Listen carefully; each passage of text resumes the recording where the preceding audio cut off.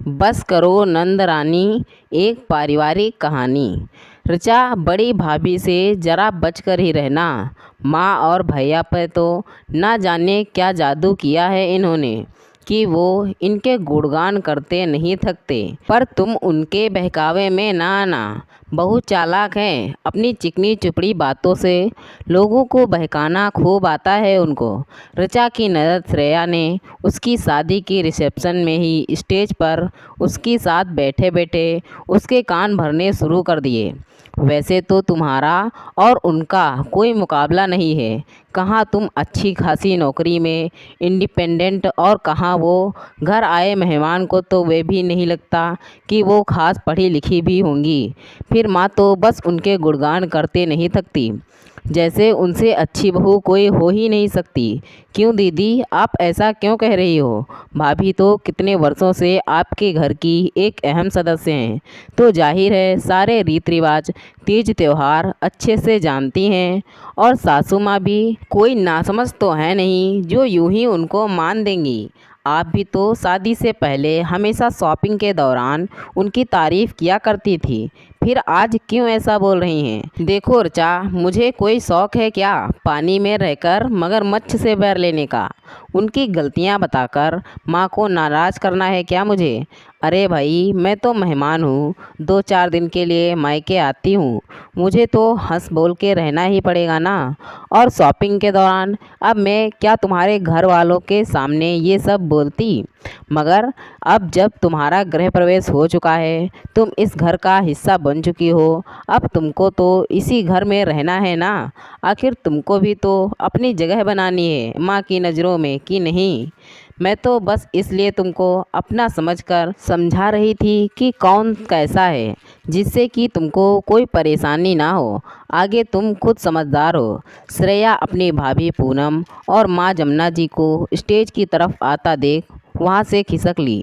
अगले दिन शाम को, ऋचा, तुम लोग कल हनीमून के लिए निकल जाओगे और तुम्हारे आने तक सब मेहमान जा चुके होंगे। बल्कि बहुत से रिश्तेदार तो आज देर रात की गाड़ी से ही निकल भी रहे हैं। सॉरी, मैं समझती हूँ कि तुम थका हुआ महसूस कर रही होगी, पर अगर तुम्हारे यहाँ से आए तोहफे तुम्हारे ही हाथ सबको भेंट कर दें तो सबको अच्छा लगेगा। सो बुलाने चली आई, पूनम ने ऋचा के कमरे में आकर कहा। वहीं ऋचा साथ ही श्रेया भी बैठी हुई थी। भाभी, वैसे तो आप काफ़ी समझदार हैं और आपने ये फैसला लिया है, तो इसमें जाहिर है माँ की रजामंदी तो होगी ही, मगर माफ़ कीजिए, इसमें इसे परेशान करने की क्या ज़रूरत है? अब सबको शादी के तोहफे मिलेंगे तो सब समझ ही जाएंगे वह तोहफे इसके घर से ही आए हैं, तो फिर यह दे या आप, क्या फ़र्क पड़ता है? अब यह बेचारी वैसे ही थकी हुई है, अभी मुझसे वही कह रही थी, और कल सुबह सुबह की इसकी फ़्लाइट भी है, इसे तैयारी भी करनी है। ऐसे में आप इस पर यह जिम्मेदारी भी थोप रही हैं। मुझे तो यह ठीक नहीं लगता। आगे आपकी मर्जी, जैसा आप ठीक समझो, श्रेया ने ऋचा के पक्ष रखते हुए कहा। देखो श्रेया, थके तो सभी हुए हैं, माँ जी भी कम नहीं थकी हुई। वह भी नहीं चाहती कि इस वक्त हम सबको तोहफे बांटें, लेकिन कुछ कर्तव्य रिश्ते निभाने के हिसाब से अच्छे लगते हैं, और उन्हीं में से यह भी एक है।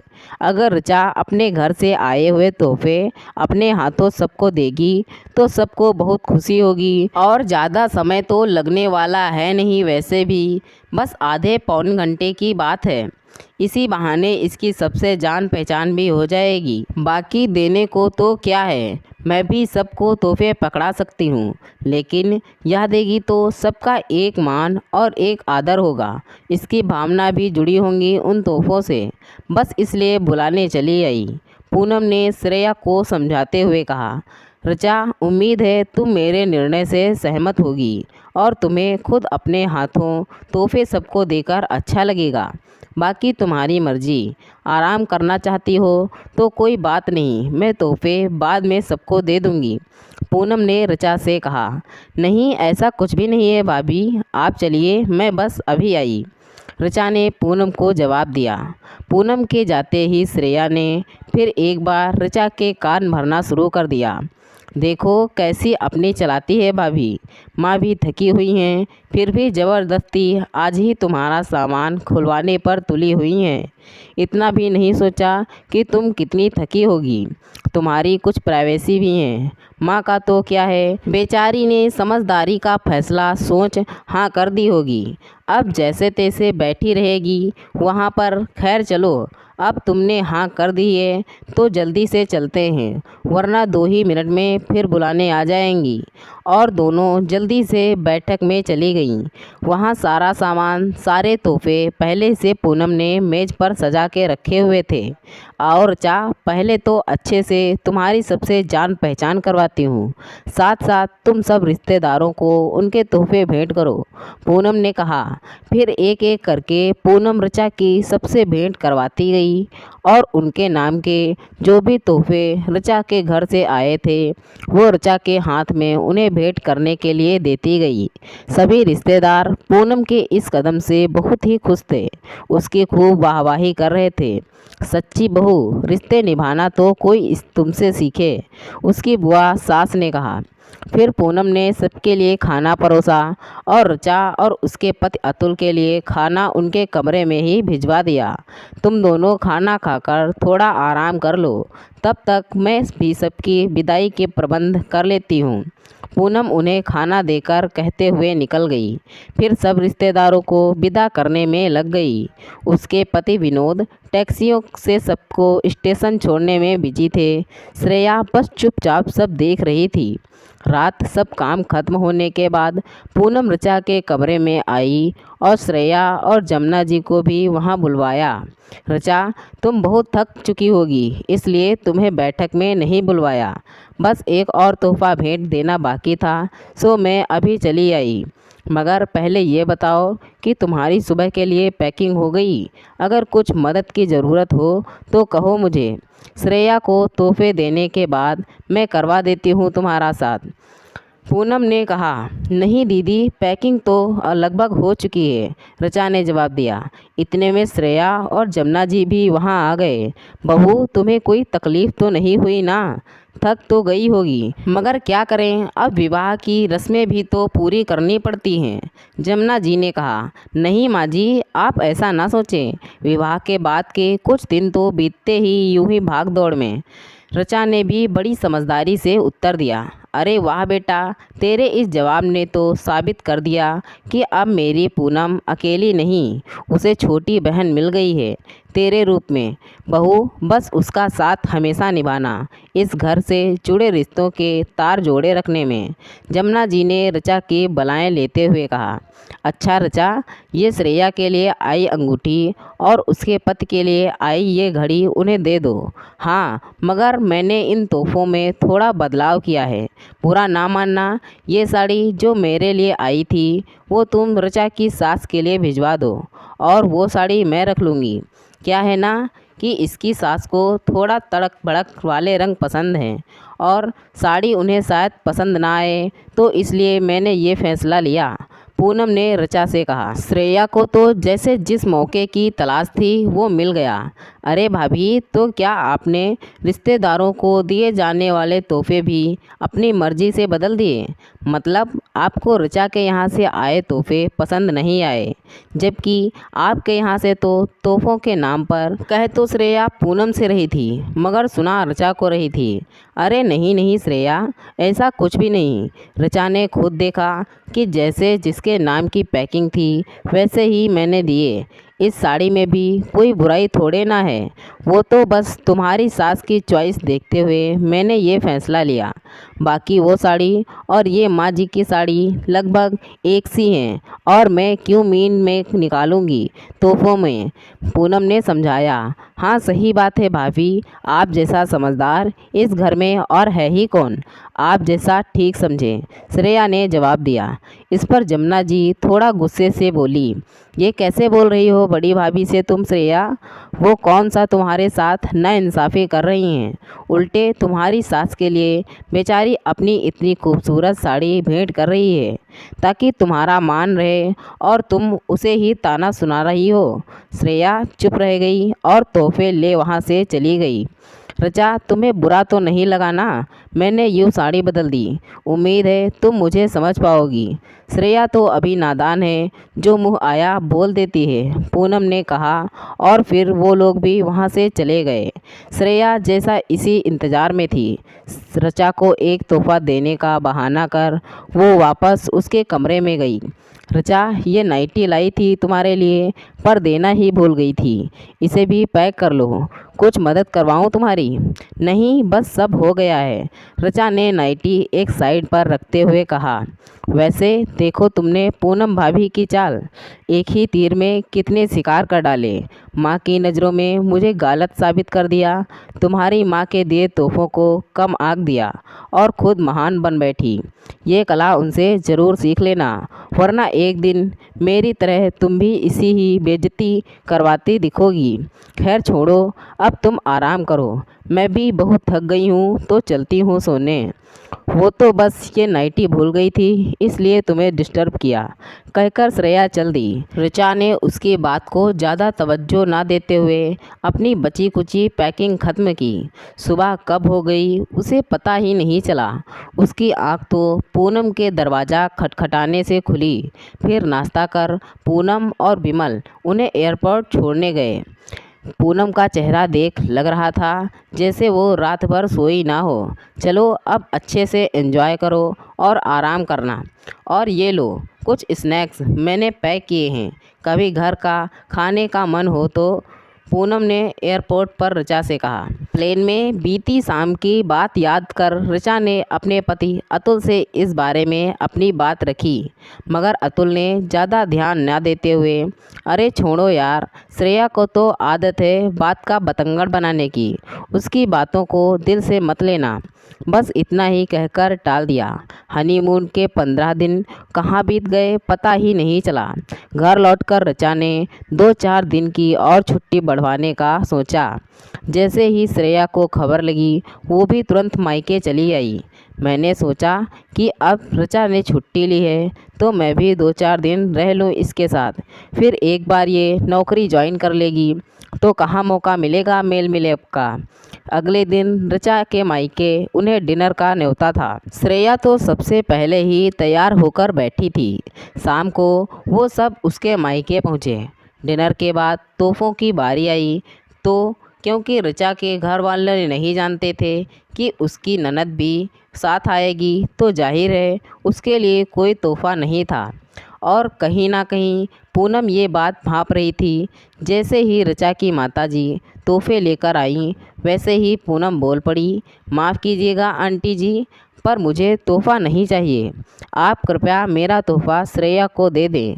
श्रेया ने फिर एक बार मौका ना चूकते हुए कहा, अरे बड़ी भाभी, आप ये कैसी बातें कर रही हैं? उन्होंने इतने प्यार से सबके तोहफ़े रखे हैं और आप तो उन्हें उल्टा जता रही हैं कि जैसे उनसे कोई भूल हो गई हो। माना मैं अचानक ही चली आई, पर उन्होंने कुछ तो सोच ही लिया होगा ना। अब आप अकेली समझदार थोड़े ही हैं पूरी दुनिया में। देखिए बेचारी आंटी जी कैसे उदास हो गई आपकी बात सुनकर। नहीं बेटा, इसमें उदासी की कोई बात नहीं। अच्छा पूनम, मैंने जो ये शगुन श्रेया के लिए रखा था ये तो स्वीकार करो, इससे अपनी पसंद का कुछ ले लेना तुम। अब इस बात से इनकार ना करना, ऋचा की माँ ने कहा। घर आकर श्रेया ने फिर एक बार मौके का फ़ायदा उठा पूनम से वो साड़ी देखते हुए कहा, सही है भाभी, ये रंग तो आपको शुरू से ही पसंद नहीं ना, शायद आपके पैकेट में से देख लिया था क्या? और कहते कहते हंस पड़ी। पूनम का तो ये बात सुनकर चेहरे ही उतर गया, मगर जमुना जी बोली, क्या जो मन में आता है बके जाती है, उसे भला कैसे पता कौन से रंग की साड़ी है? तुम क्यों हर वक्त उसके पीछे पड़ी रहती हो? सच्चाई अक्सर कड़वी होती है ऋचा, श्रेया जाते जाते उसके कान में कहती गई। खैर इसके बाद पूनम ने तय किया कि अब वो ऋचा के किसी रिश्तेदार के यहाँ नहीं जाएगी और जमुना जी से भी यह कह दिया। मगर श्रेया ने इस बात को भी बढ़ा चढ़ा कर ऋचा के खूब कान भरे। वो कहते हैं ना कि आपका मन चाहे कितना ही साफ हो, मगर धीरे धीरे अगर कोई विष घोलता जाए तो मन विषैला सा हो ही जाता है। कुछ ऐसे ही श्रेया भी ऋचा के मन में पूनम के प्रति विष घोलती गई। इसी तरह एक शाम ऋचा जब दफ्तर से लौटी तो वो काफ़ी थकी हुई थी और कुछ परेशान भी थी, मगर पूनम इस बात को ना भांप सकी। उसके पीछे पीछे ही कमरे में आकर जमुना जी की कुछ ब्लड रिपोर्ट्स के बारे में पूछने लगी। ऋचा को याद आया कि सुबह ही पूनम ने उससे कहा था कि आते वक्त वो माँ जी के ब्लड रिपोर्ट्स लेती आए। सॉरी भाभी, भूल गई, ऋचा ने कहा। भूल गई? क्या मतलब भूल गई? ऋचा, तुम इतनी लापरवाह कैसे हो सकती हो? कल सुबह मुझे तो वो रिपोर्ट डॉक्टर को दिखानी है। अब सुबह सुबह मुझे सारा काम छोड़ जाना पड़ेगा। तुमसे तो ऐसी उम्मीद नहीं थी, पूनम बोलती चली जा रही थी। बस कीजिए भाभी, जानती भी हैं आपके ऑफिस में हम कितना अंडर प्रेशर काम करते हैं, कई परेशानियां झेलते हैं। आप करती ही क्या हैं सिवाय घर के काम और दूसरों को नीचा दिखाने के अलावा? जब देखो तब आप सही और दूसरे गलत, सबके फैसलों में बस टांग अड़ाती रहती हैं। ऋचा बस बिना कुछ सोचे समझे भड़ास निकालती चली गई। ये क्या कह रही हो तुम ऋचा? बात को कहाँ से कहाँ लेकर जा रही हो तुम? कहते कहते पूनम की आंखों से आंसू बह निकले। हाँ हाँ जाइए, अब माँ जी के सामने ढोंग दिखाइए, ऋचा ने फिर कटाक्ष कर दिया। जमुना जी, जिन्होंने लगभग सब कुछ सुन लिया था, चुपचाप अंदर आई। पूनम, चलो मेरे कमरे में, ज़रा तुमसे कुछ काम है। ऋचा, तुम चिंता ना करो, हम ब्लड रिपोर्ट्स कल ले आएंगे। और पूनम को सिर्फ इसलिए ज़्यादा चिंता हो रही है क्योंकि पिछले कुछ दिन से मेरे पैर की उंगलियां नीली पड़ती जा रही हैं और सूजती भी जा रही हैं। खैर छोड़ो पूनम, आओ ज़रा कुछ ज़रूरी बात करनी है। कहते हुए जमुना जी कमरे से वापस चली गईं। तब ऋचा को याद आया बीती रात ही तो पूनम ने उसे सब कुछ बताया था कि डॉक्टर्स को शक है कि माँ जी के फेफड़ों में या किडनी में कोई दिक्कत ना हो। अब वो पछता रही थी, हे भगवान, ये क्या कर दिया मैंने, बेवजह इतना कुछ सुना दिया, वो भी सब कुछ जानते समझते हुए। चाहकर भी कमरे से बाहर ना जा पाई और सुबह जब तक वो तैयार होकर आई तब तक पूनम और माँ जी जा चुके थे। आखिर लैब दूर थी और अस्पताल दूसरे छोर पर। टेबल पर सबका नाश्ता और टिफ़िन पड़े थे। सारा दिन उसने कई बार पूनम को फ़ोन लगाया मगर कनेक्ट ना हो पाया। अब तो सोच सोचकर उसे भी चिंता हो रही थी। वो ये भी तो नहीं जानती थी कि रिपोर्ट में क्या आया। ऑफिस का काम जल्दी ख़त्म कर वो घर आई, अभी वो लोग नहीं आए थे। इतने में श्रेया भी वहाँ आ गई। अरे क्या हुआ ऋचा, तुम बाहर खड़ी हो, घर पर नहीं क्या कोई? अभी तक आए नहीं क्या भाभी और माँ? उसने कहा। नहीं, अभी आए नहीं लगता है, मैं कल रिपोर्ट्स भी लाना भूल गई थी तो सुबह उन लोगों को वहाँ भी जाना पड़ा। श्रेया, तुमने तो कहा था कि ये माँ जी की रूटीन रिपोर्ट्स है, जबकि भाभी ने तो कुछ और ही बताया मुझे। अरे छोड़ो ना ऋचा भाभी को, तुम्हें तो अब अच्छे से पता है उनकी आदत का। खैर चलो, लगता है उन्हें देर हो जाएगी, तुम मेरे घर चलो। दोनों ऋचा के घर से निकल गईं। ऋचा, तुम थोड़ा फ्रेश हो जाओ, मैं चाय पानी का इंतज़ाम करती हूँ। अच्छा, ज़रा फ़ोन दोगी अपना, मेरा बैलेंस ख़त्म है, एक ज़रूरी कॉल करना है। वहाँ बैठे बैठे बातों बातों में वक्त कहाँ निकल गया पता ही नहीं चला और पूरे समय श्रेया के पास बस वही बातें थी, पूनम भाभी ये, पूनम भाभी वो, वगैरह वगैरह। जब ऋचा घर लौटी तब सब लोग आ चुके थे। ऋचा, ऑफिस में कुछ ज़्यादा ही काम था क्या? कब से फ़ोन लगा रहे हैं तुम्हें, तुम रिसीव ही नहीं कर रही, ऐसे भी क्या लापरवाही? अतुल बोला। जानती हो ना, सुबह से माँ और भाभी अस्पताल के चक्कर काट रही होंगी, तुम्हें ज़रा भी चिंता नहीं। पर मेरे मोबाइल पर तो कोई रिंग नहीं बजी। कहते हुए ऋचा ने फ़ोन निकाला। फ़ोन साइलेंट पर था और ये क्या, ढेर सारे मिस्ड कॉल, पूनम भाभी के, फिर अतुल के। वो समझ गई कि भाभी ने शायद ये समझ लिया कि वो गुस्से के मारे उनका फ़ोन नहीं उठा रही होगी। सॉरी, फ़ोन साइलेंट पर कैसे हो गया समझ नहीं आया, और मैंने कई बार भाभी को फ़ोन किया पर नॉट रीचेबल था। मैं घर आई तो इतने में श्रेया भी आ गई। फिर कुछ देर इंतज़ार करने के बाद वो मुझे अपने यहाँ ले गई। ऋचा ने कहा। श्रेया, मगर उसकी तो हमसे दोपहर को बात हुई थी हमसे। जब मैं माँ जी को अल्ट्रासाउंड लेकर जा रही थी तब उसका फ़ोन आया था। मैंने उसे बताया था कि शाम को तो देर हो जाएगी और वो तुम्हें बता दे। पूनम ने बताया। ऋचा बस चुप रह गई। दूसरे दिन ऋचा दफ्तर से जल्दी घर वापस आ गई। सोचा था आज बैठ सारे गिले शिकवे दूर करेगी। घर पहुंची तो बैठक का दरवाज़ा खुला पाकर अचंभित रह गई। माँ जी के कमरे से श्रेया की आवाज़ें आ रही थी। माँ जो भी कहो, पर बड़ी ही लापरवाह है ऋचा। अब बताओ, पूनम भाभी के बताने पर भी रिपोर्ट्स तक नहीं ला पाई और कल तो हद ही कर दी। ना फ़ोन रिसीव किया, ना कोई जवाब दिया। उल्टे मुझे बता रही थी कि भाभी पर बहुत भड़क गई थी वो। मगर माँ, बुरा ना मानना, गलती पूनम भाभी की भी है। हर बात में टांग अड़ाएंगी तो यही मिलेगा ना उन्हें। अब सब तो मेरे जैसे नहीं होते और ऋचा तो कतई नहीं। हाँ, मगर तुम्हारे लिए तो भाभी भी ठीक हैं, तुम्हारा ख्याल तो रखती हैं ना। वरना ऋचा के सहारे तो तुम्हारा क्या हाल होगा कल देख ही लिया होगा सबने।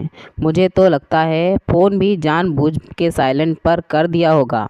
इतने में घंटी बजी। अरे भाभी से कहा भी था कि दरवाज़ा खुला छोड़कर नीचे जाएं, मगर वो किसी की सुने तब ना। कहते हुए श्रेया दरवाज़ा खोलने गई। आज ऋचा ने भी ठान ली थी श्रेया को आईना दिखाने की। चुपचाप अपने रूम में चली गई। अरे पूनम भाभी, आप किसी की सुनती क्यों नहीं हो? आपसे कहा था दरवाज़ा खुला छोड़कर जाने को, आप बंद करके चली गई। जानती हो ना कि पैर में कितनी बुरे तरह मुचकड़ गया है मेरा। तुम्हें ने खुद ही दवाई लगाई थी ना अभी। खैर छोड़ो, दवाई ले आई। चलो ना, थोड़ी गर्मा गर्म चाय बना दो, मैं भी वहीं रसोई में दवा ले लेती हूँ। अच्छा, माँ की रिपोर्ट कब तक आएगी? इस बार मुझे ही कह देना, मैं स्पेशल जाकर ले आऊँगी। मगर उस भुलक्कड़ को मत कहना, वरना फिर कुछ तमाशा हो जाएगा। रत्ती भर का अफसोस नहीं था उसे कि उससे कुछ गलती भी हुई है। खैर, मैं तो बोल भी क्या सकती थी उसके आगे। श्रेया बातों में मिर्च मसाले का तड़का लगाए जा रही थी। बस करो नंदरानी, अपने ही घर में फूट डालोगी तो मायके के नाम पर कहाँ जाओगी? पूनम चिल्ला उठी। श्रेया तो जैसे कांप उठी। आज उसका तो तेवर देख। वैसे कल शाम आपने मेरा मोबाइल अपनी सहेली को कॉल करने क्यों मांगा था?